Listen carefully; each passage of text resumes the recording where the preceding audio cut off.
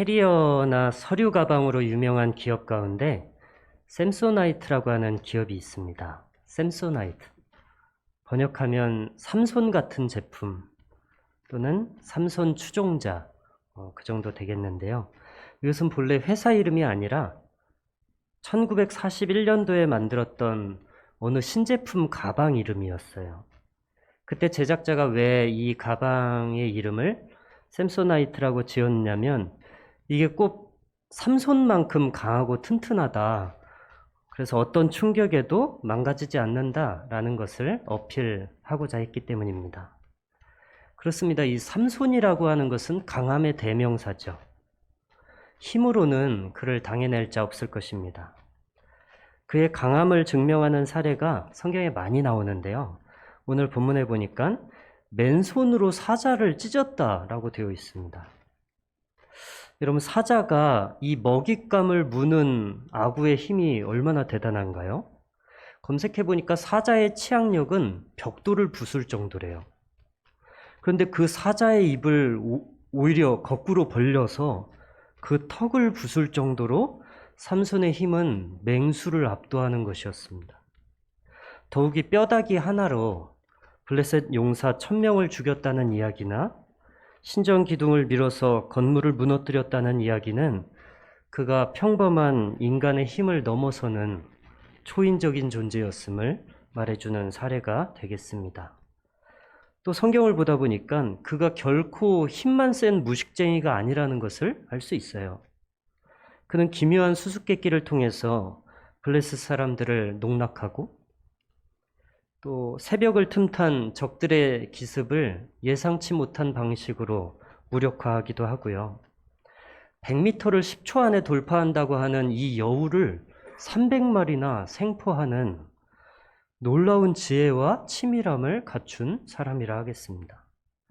성경은 저가 이 모든 일을 할 수 있었던 이유로 여호와의 신이 그에게 감동하셨기 때문이라고 적고 있습니다. 그가 태생적으로 지혜롭고 강하기 때문이라기보다는 하나님의 어떤 뜻하신 바가 있어서 그에게 초인적인 재능을 허락하셨다고 보는 것이 성경의 입장이죠. 그는 정말 완벽한 슈퍼히어로에 가깝습니다. 힘으로도 지혜로도 블레셋은 그를 당해내지 못했습니다. 그런데 그 위대한 인물의 끝이 어떠한가요? 그의 걸출함에 비해서 너무나 허망하기 짝이 없는 최후를 맞이하지요. 왜 그렇습니까? 누구도 넘보지 못하는 힘과 지혜를 가졌지만 이 꿀과 이성의 그 달콤함을 뿌리치지 못하는 사람이었기 때문입니다. 블레셋의 그 어떤 용사에게도 지지 않는 삼손이 가녀린 여인 한 사람에게 무참히 패배했습니다. 그러고 보니까 여자가 남자보다 무섭다는 것은 진짜인 것 같아요. 삼손은 육체에 있어서나 그 지혜에 있어서나 완전한데 유혹에 너무 약한 사람인 거예요. 그는 무수히 많은 재능과 달란트를 갖추었습니다. 우리식으로 말하면 엄친아 같은 사람입니다. 다 가졌습니다.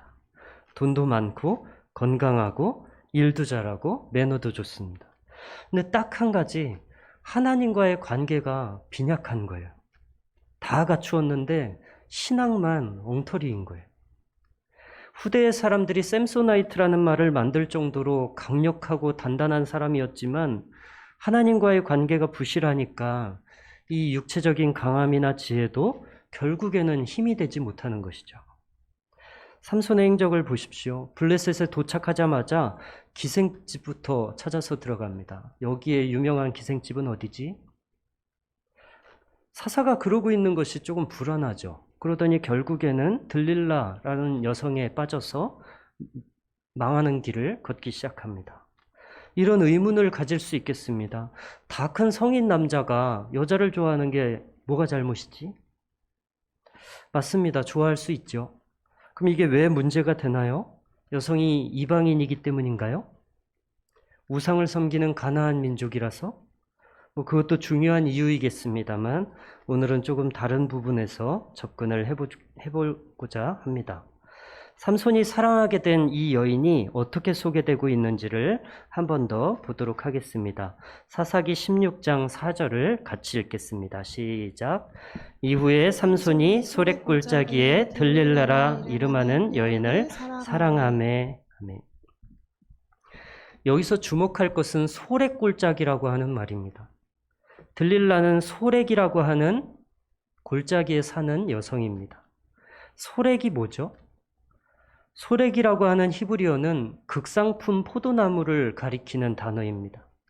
이사야서 5장 2절에 보니까 하나님께서 포도원의 비유를 드시면서 내가 땅에 극상품 포도나무를 심었더니 라고 이야기하시는데 그때 그 극상품 포도나무에 해당되는 단어가 오늘 본문에 나오는 소렉입니다. 성경이 포도를 이야기할 때 두 가지의 단어를 사용합니다.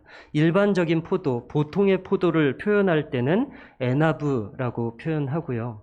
최상급의 포도, 정말 견줄 수 없을 정도의 최상급의 포도를 표현할 때에 소렉이라는 단어를 사용했습니다. 여러분, 들릴라가 이 소렉에 사는 여인이라는 것을 놓치면 안 되겠습니다. 최상급 포도마을에 사는 여성입니다. 왠지 그 장소만으로도 여성에게서 달콤한 포도 향기가 날 것 같은 그런 기분이 들죠.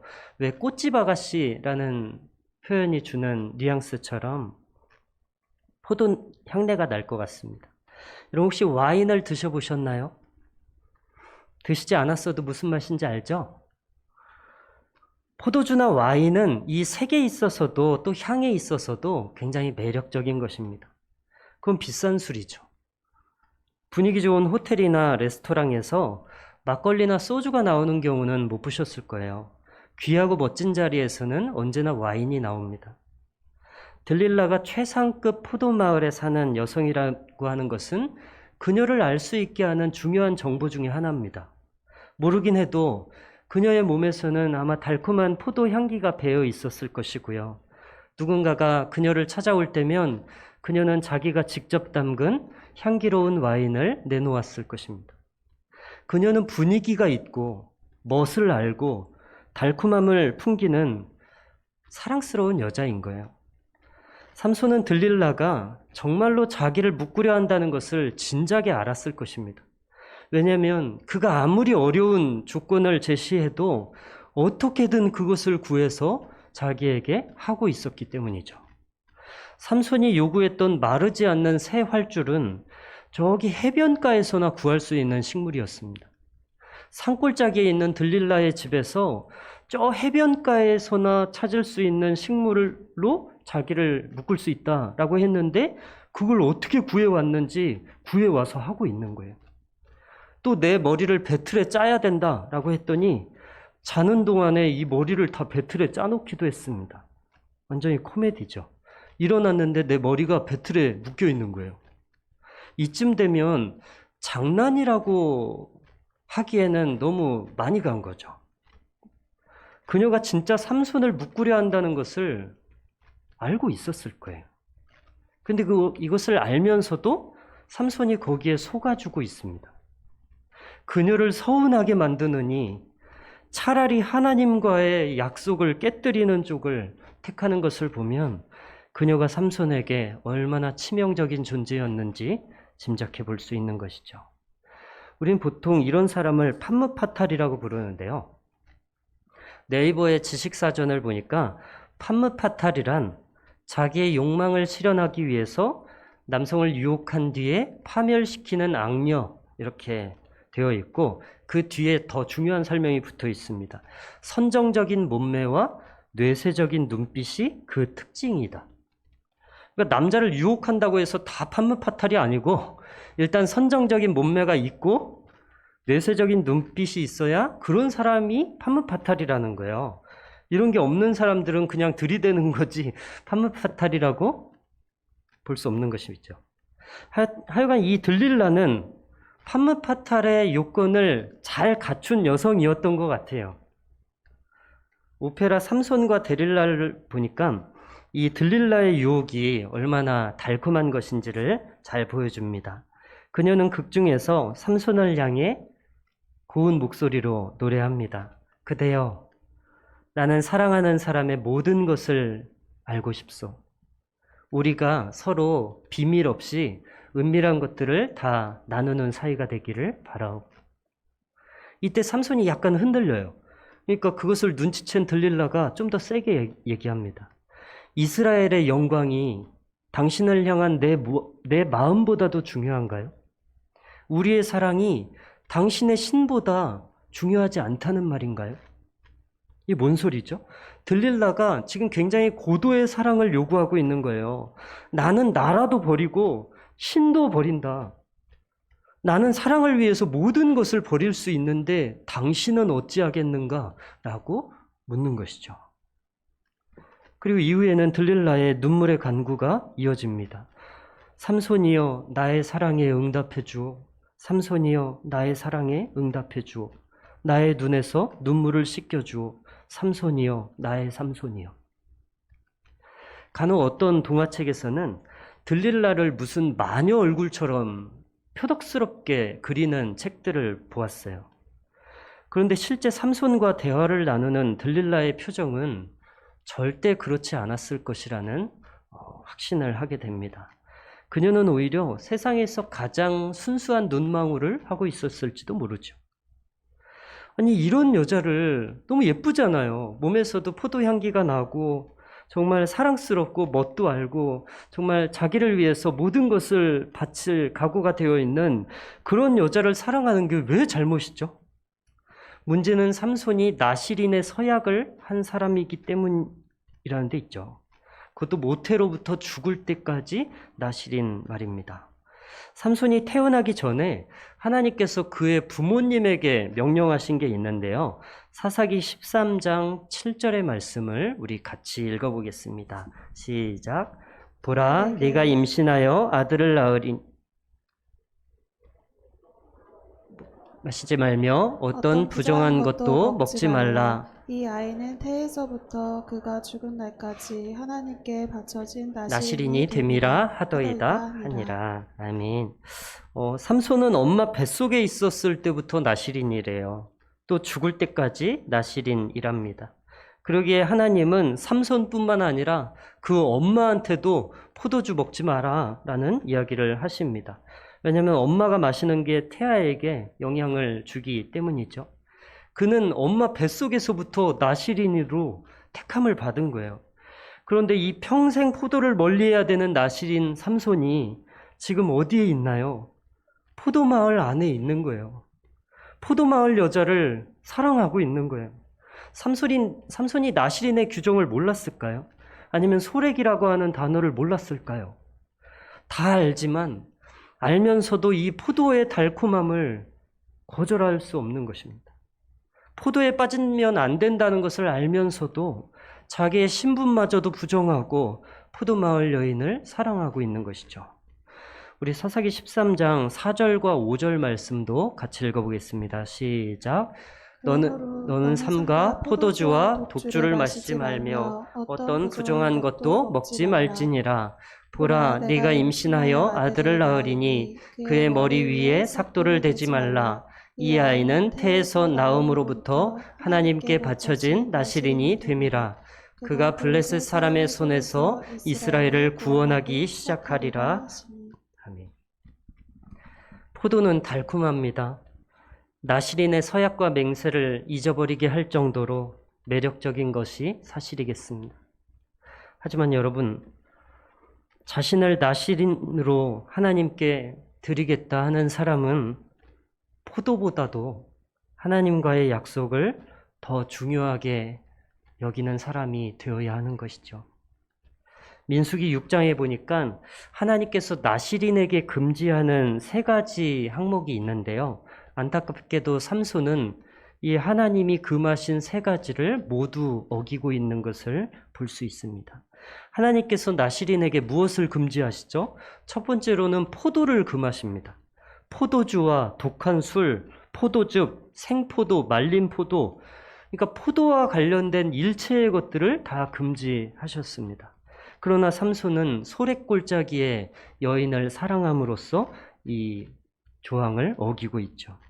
또 무엇을 금지하시나요? 머리를 깎거나 밀지 말라고 하는 것인데 삼손은 스스로 머리를 깎지는 않았지만 들릴라가 자기의 머리를 깎을 수 있도록 비밀을 누설했기 때문에 이 두 번째 조항 역시 어기고 있다 하겠습니다.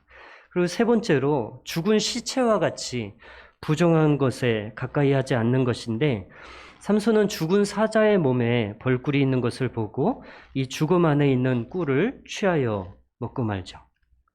삼손이 사자를 죽이고 그 시체에서 꿀을 취해 먹는 것은 이 삼손이라고 하는 사람에 대해서 너무나 잘 보여주는 하나의 문장 같아요. 사자를 죽이고 그 시체에서 꿀을 취해 먹는 사람. 삼손이 누구죠? 사자를 죽일 정도로 강력한데 달콤한 꿀의 유혹 앞에 쉽게 무너져서 결국에 나시린의 삶을 잃어버리고 마는 사람 아닙니까? 정말 아이러니합니다. 블레셋의 군대를 이길 정도의 힘을 가졌으면서도 여인 한 사람을 이기지 못해서 그 앞에 엎드러지고 사자를 이기는 그 강함이 있으면서도 꿀 앞에서 무너지는 사람이에요. 우리 속담에도 작은 것을 취하려다가 큰 것을 잃어버리는 사람들에 대한 이야기가 나오는데 이 삼손의 경우도 그에 해당되는 것이겠죠. 하나님께서 삼손을 위해서 그가 꿀을 멀리할 수 있도록 하나의 장치를 두셨는데 그게 뭐냐면 꿀을 취하려고 갔더니 그 꿀 주위에서 벌이 날아다니는 것을 보게 하신 거예요. 제가 지금까지 살면서 무수히 많이 겪은 일 하나가 있습니다.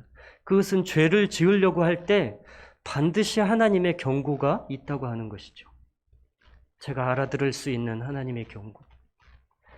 죄를 짓기 전에 그것을 만류하시는 하나님의 음성이 반드시 있습니다. 그러나 그것을 무시하면서 죄를 짓는 것이죠. 사실 벌은 생각보다 위험한 곤충입니다. 그래서 고대에서는 벌을 전쟁에 사용했던 기록이 있습니다. 하나님께서 꿀 앞에 벌떼를 두신 것은 삼손으로 하여금 그것을 포기하게 하려는 하나님의 은혜였을 것입니다. 그러나 삼손은 위협을 무릅쓰고서라도 꿀을 취하여서 먹고 말아요. 꼭 선악과의 때처럼 말이죠. 하와는 선악과를 먹기 전에 이것을 먹으면 죽을 수 있다고 하는 두려움을 느낍니다. 그러나 이 두려움 속에서도 하나님처럼 될 것이라고 하는 그 욕망에 사로잡혀서 끝내는 선악과를 먹고 말죠. 잘못된 것을 알면서 왜 할까요? 이는 도박에 빠진 사람들이 자신을 증오하면서도 도박을 끊지 못하는 이유와 같다 하겠습니다. 도박의 끝이 어떠하리라는 것을 너무 잘 알면서도 그것이 주는 강렬함에 자신을 다 태워버리고 마는 것이죠. 마치 불 속에 스스로 뛰어드는 불나방들처럼 말입니다. 꿀을 탐하고 이 유혹에 쉽게 넘어지는 삼손의 모습은 그의 결말이 어떠할 것인지 독자들로 하여금 예측할 수 있게 합니다. 그는 언젠가 이 꿀 때문에 망할 것만 같습니다. 그리고 역시나 소래골짜기에 들릴라라고 하는 가장 강렬한 꿀을 만나서 그로 인해 파국을 맞이하죠. 만약에 삼손이 꿀을 탐하는 이 습관, 달콤함을 탐하는 이 습관을 진작 끊어냈더라면 이러한 비극의 결말은 있지 않았을 것입니다. 사실 삼손과 들릴라의 존재적인 충돌은 저들의 이름에서도 드러나는데요. 여러분들이 많이 들어보셨겠지만 삼손이라고 하는 이름은 태양을 의미하는 쉐메스에서 나온 이름이에요. 이 쉐메스에 작다라고 하는 뜻을 가진 어미 온을 붙여서 쉼손, 곧 삼손이라고 하는 이름이 만들어진 것이죠. 따라서 삼손의 이름은 작은 태양이라고 부를 수 있습니다.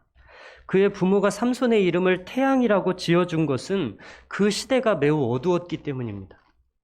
블레셋의 압제 속에서 어두운 나날들을 보내면서 이 아들 삼손이 이스라엘의 빛을 비춰주는 사람, 이스라엘의 한 줄기 여명을 가져다주는 사람이 되기를 바라면서 삼손이라고 이름 지은 거예요. 예수님께서 우리에게 빛이라 소금이라 말씀하시는 것처럼 말이죠.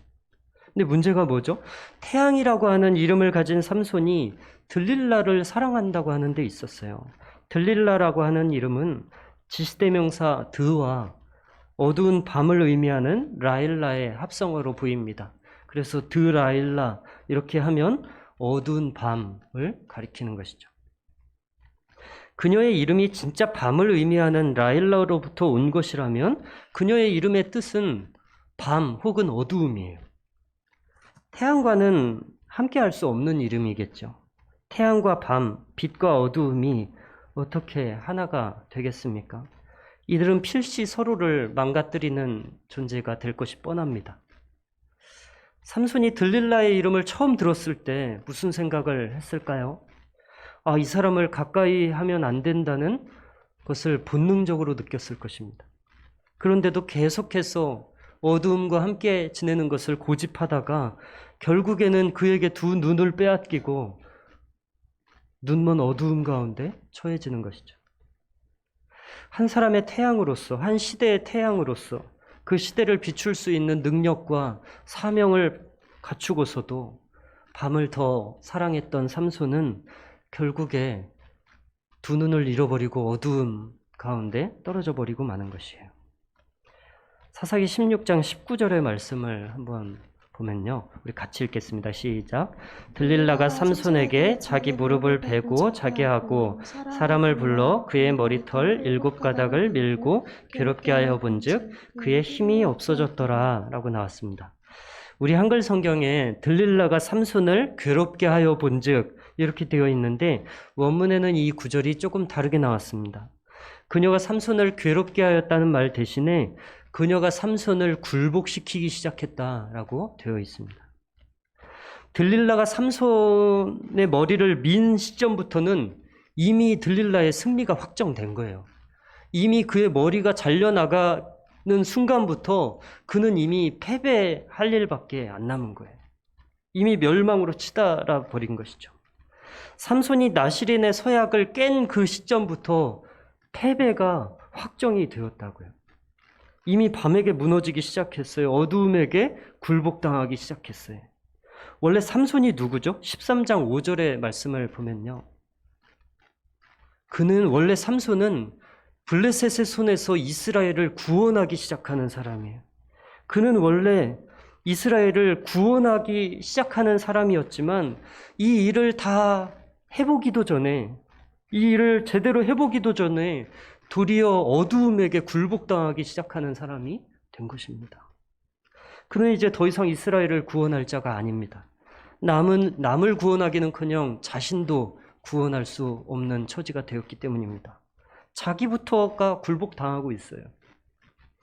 태양과 소금은 위대하지만 소금이 만약에 그 맛을 잃으면 세상의 썩음을 방지하는 것은 고사하고 자기조차 길바닥에 버려져서 사람들에게 밟힐 뿐이다 라고 이야기하십니다.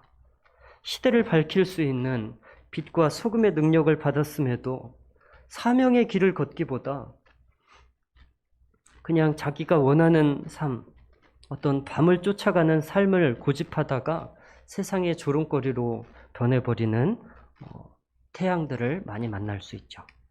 저와 여러분은 어떠한가요? 큰 재주나 많은 달란트를 가졌으면서도 세상을 위해서만 살다가 조롱받고 끝나는 것보다는 적더라도 작은 능력으로 끝까지 사명 완수하는 것이 더 멋지고 귀한 인생이 아닐까 생각합니다. 저와 여러분에게 최후 승리가 있기를 주님의 이름으로 축복합니다. 잠깐 기도하겠습니다. 하나님 아버지, 어두운 시대 이스라엘을 밝히는 자, 태양으로 불러주셨지만 하나님께서 그것을 감당할 수 있는 힘과 재능도 허락하셨지만 이 사명에 주목하기보다 자기의 욕망에만 충실했던 삼손의 결국의 어떠함을 우리가 성경을 통해 확인